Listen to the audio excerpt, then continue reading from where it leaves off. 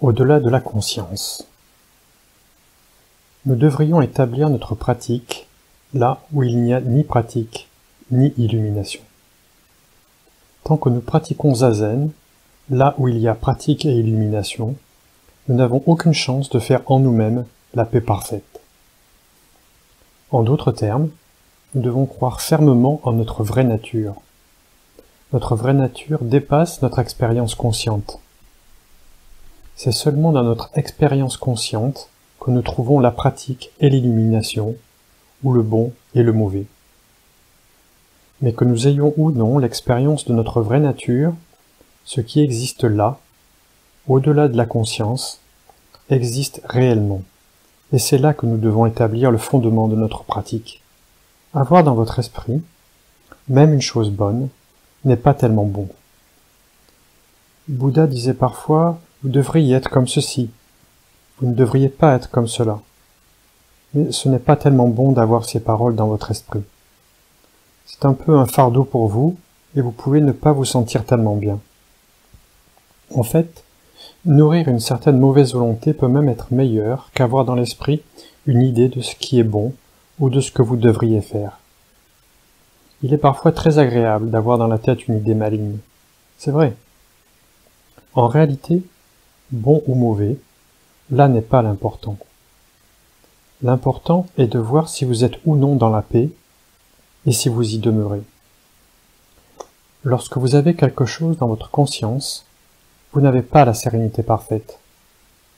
Le meilleur moyen d'atteindre la sérénité parfaite est d'oublier tout. Alors votre esprit est calme, et il est assez vaste et clair pour voir et sentir, sans effort, les choses telles qu'elles sont.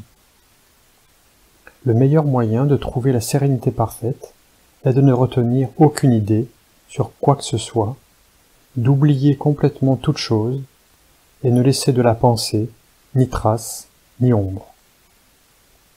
Mais si vous essayez d'arrêter votre esprit ou de transcender votre activité consciente, ce ne sera pour vous qu'un fardeau de plus.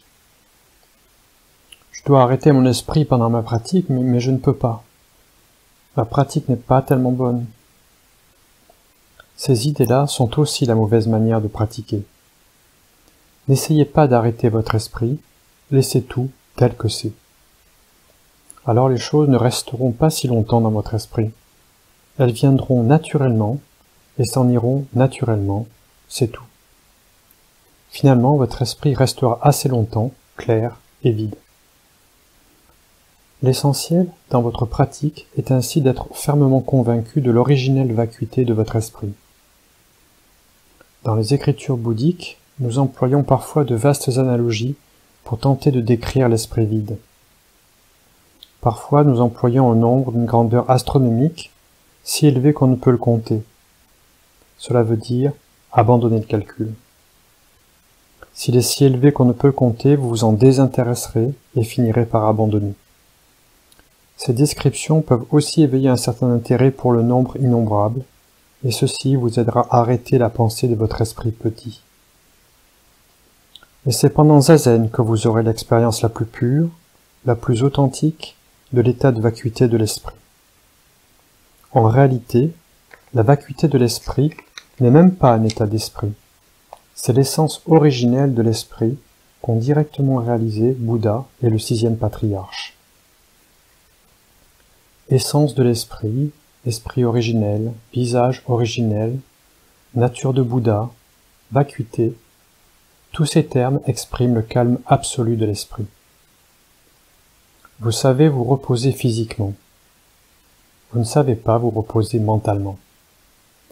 Vous avez beau être étendu sur votre lit, votre esprit reste occupé. Vous avez beau dormir, votre esprit est occupé à rêver. Votre esprit est toujours en intense activité. Ceci n'est pas bon. Nous devrions savoir abandonner notre esprit pensant, notre esprit affairé. Afin de dépasser notre faculté de penser, il est nécessaire d'être fermement convaincu de la vacuité de l'esprit. Et croyant fermement à la parfaite tranquillité de notre esprit, nous devrions retrouver notre pur état d'esprit originel. Dogen Zenji disait Établissez votre pratique au milieu de votre illusion. Même si vous pensez être dans l'illusion, votre esprit pur est là. Réaliser l'esprit pur au milieu de votre illusion constitue la pratique. Si vous avez cet esprit pur, cet esprit essentiel, dans votre illusion, l'illusion s'évanouira. Elle ne peut subsister quand vous dites « ceci est illusion ». Elle aura tout à fait honte. Elle s'enfuira. Établissez donc votre pratique au milieu de votre illusion. Être dans l'illusion fait partie de la pratique. C'est atteindre l'illumination avant de le savoir. Même si vous ne le savez pas, vous l'avez. Aussi, quand vous dites « ceci est illusion », c'est en réalité l'illumination même. Si vous essayez de chasser l'illusion, elle n'en persistera que davantage, et votre esprit sera de plus en plus affairé à tenter d'en venir à bout. Ce n'est pas tellement bon. Dites simplement « Oh, ceci n'est qu'illusion » et ne vous tracassez pas. Quand vous ne faites qu'observer l'illusion, vous avez votre véritable esprit, votre esprit paisible. Quand vous commencez à lutter contre elle, vous êtes pris dans l'illusion. Ainsi, que vous atteigniez ou non l'illumination, simplement faire zazen suffit. Quand vous essayez d'atteindre l'illumination, un grand poids pèse alors sur votre esprit. Votre esprit n'est pas assez clair pour voir les choses telles qu'elles sont. Si vous voyez vraiment les choses telles qu'elles sont, vous les verrez telles qu'elles devraient être. D'autre part, tant que nous sommes des êtres matériels, atteindre l'illumination est en réalité assez difficile. C'est ainsi pour le moment. Mais si nous commençons à faire zazen, les deux côtés de notre nature se développeront. Nous verrons les choses à la fois comme elles sont et comme elles devraient être. Parce que maintenant nous ne sommes pas bons, nous voulons être meilleurs.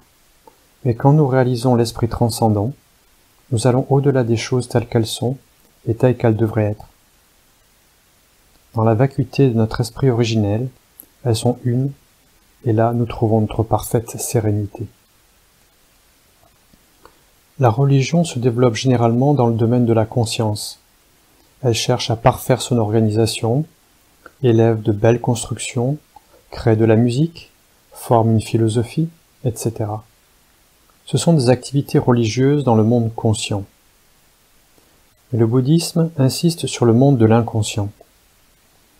La meilleure manière de développer le bouddhisme est d'être assis en zazen, simplement assis, fermement convaincu de notre vraie nature.